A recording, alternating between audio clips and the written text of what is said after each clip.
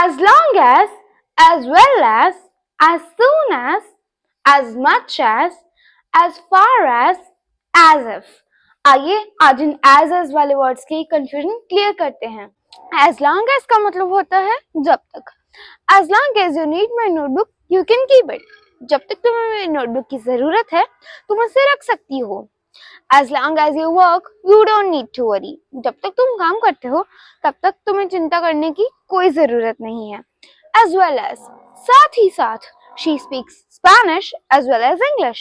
वो स्पेनिश भी बोलती है साथ ही साथ वो इंग्लिश भी बोलती है। as soon as का मतलब होता है जैसे ही। as soon as the teacher enter the class the children will stand up. जैसे ही टीचर क्लास में आएगा बच्चे खड़े हो जाएंगे। as soon as you get the email please reply. जैसे ही आपको ईमेल मिले कृपया जवाब देना।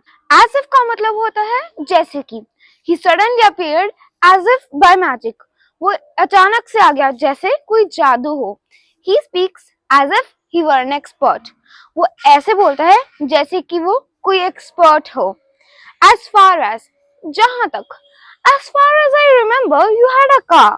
जहां तक मुझे याद है तुम्हारे पास तो गाड़ी थी। as much as जितना हो सके उतना। Work hard as much as possible. जितनी मेहनत हो सके उतनी करो।